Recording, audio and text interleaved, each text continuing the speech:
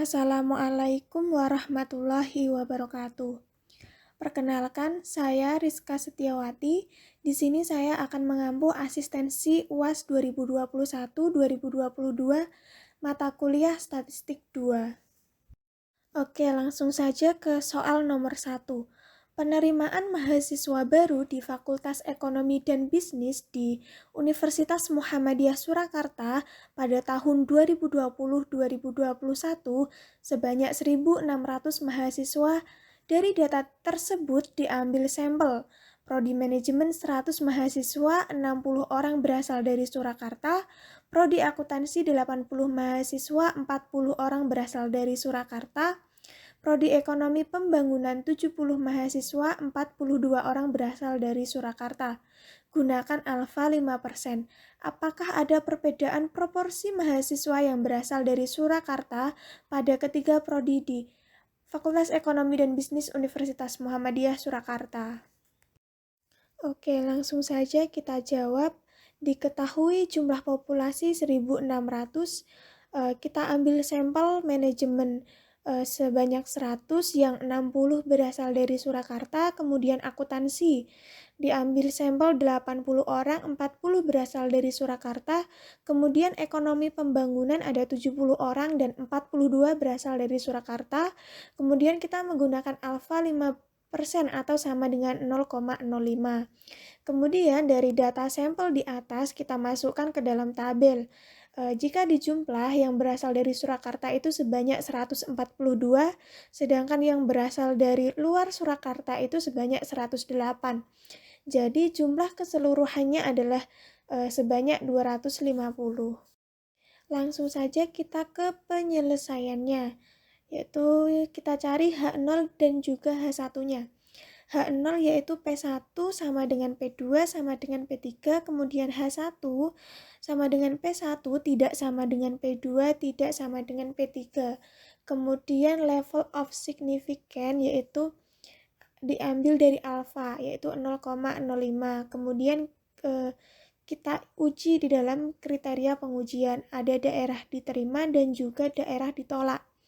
Nah, daerah ditolak itu yaitu 0,05 didapat dari level of significance. Kemudian kita cari X2-nya.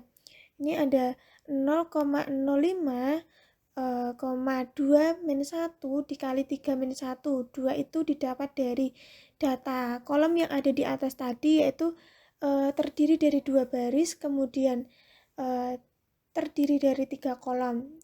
Lalu kita operasikan 1 kali 2 yaitu 2. Jadi letak dari X2 itu di antara 0,05,2. Hasilnya yaitu 5,991. Jadi HO diterima apabila X2 lebih kecil dari 5,991. Kemudian HO ditolak apabila X2 lebih besar dari 5,991. Jadi angka 5,991 itu tadi didapat dari tabel nilai X kuadrat. Jadi tadi ada di 0,05 kemudian 0,2. Jadi terletak di 5,991. Kemudian yaitu perhitungan X2 dari sampel yang diambil. Ini kita cari nilai P terlebih dahulu, yaitu 60 plus 40 plus 42 dibagi dengan total keseluruhan yaitu 250, hasilnya 0,568.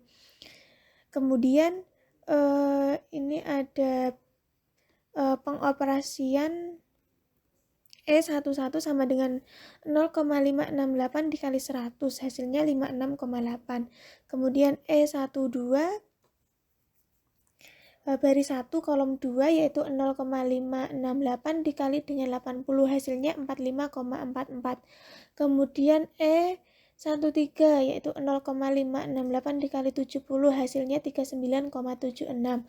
Kemudian E21 100 dikurangi 56,8, hasilnya 43,2.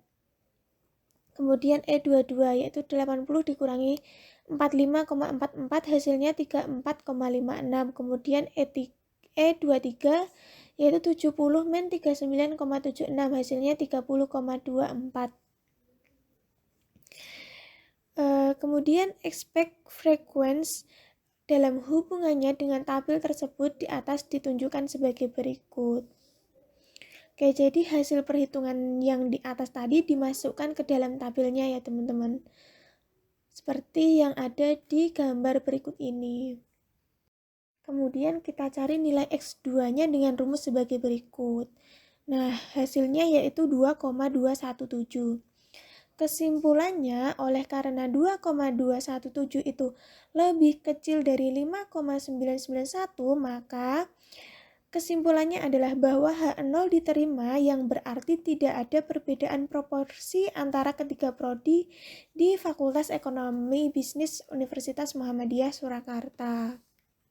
Kita lanjut soal nomor 2. Adanya pandemi COVID-19, industri manufaktur pada tahun 2020 mengalami penurunan tingkat keuntungannya dalam jutaan rupiah. Jadi berikut ini tabelnya, ada PT A, B, C, D, dan E, kemudian ada biaya promosi dan juga ada return. Kemudian kita disuruh mencari yang A, buat persamaan garis regresi linier sederhana, kemudian jelaskan persamaan garis tersebut. Kemudian jika ada perusahaan yang mengeluarkan biaya promosi 8, berapa estimasi returnnya? Hitung koefisien korelasi dengan persen product moment, jelaskan koefisien korelasi tersebut, hitung koefisien determinasi, jelaskan perhitungan determinasi tersebut.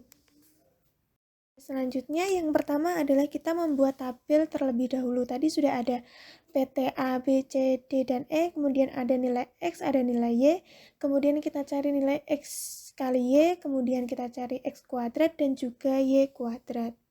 Oke, untuk yang A, yaitu persamaan garis regresi linier sederhana, yaitu Y aksen sama dengan A plus BX. Kita cari dulu yang B dengan rumus seperti ini, kemudian hasilnya yaitu 1,3. Kemudian kita cari nilai A dengan rumus seperti ini, kemudian hasilnya 2,8. Jadi Y aksen sama dengan A plus BX, 2,8 plus 1,3 X. Selanjutnya yaitu dari persamaan regresi di atas dapat disimpulkan bahwa adanya pandemi COVID-19 mengalami return sebesar 2,8 tergantung dengan pengaruh jumlah biaya promosi sebesar 1,3. Kemudian yang C, jika ada perusahaan yang mengeluarkan biaya promosi 8, yaitu X-nya sama dengan 8, Y aksen sama dengan A plus BX. Kita masukkan nilai A, B, dan juga X-nya itu 8. Hasilnya Y aksen sama dengan 13,2. Jadi estimasi returnnya adalah sebesar 13,2. Oke, selanjutnya kita cari koefisien korelasi dengan persen product moment, yaitu R dengan rumus seperti ini. Kemudian kita operasikan, kita hitung hasilnya yaitu 0,96.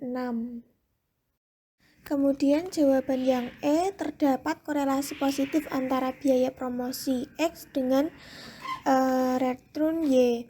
Kemudian koefisien determinasi yaitu R sama dengan R kuadrat. R-nya yaitu 0,96 kuadrat, hasilnya 0,9216%.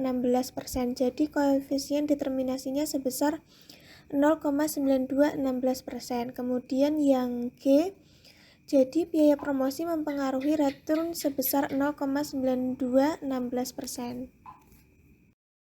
Baik teman-teman, terima kasih atas perhatiannya. Mohon maaf apabila terdapat kesalahan baik dalam saya menjelaskan maupun dalam pengerjaannya. Terima kasih buat teman-teman, semangat buat UAS-nya. Wabillahi taufiq wal hidayah. Wassalamualaikum warahmatullahi wabarakatuh.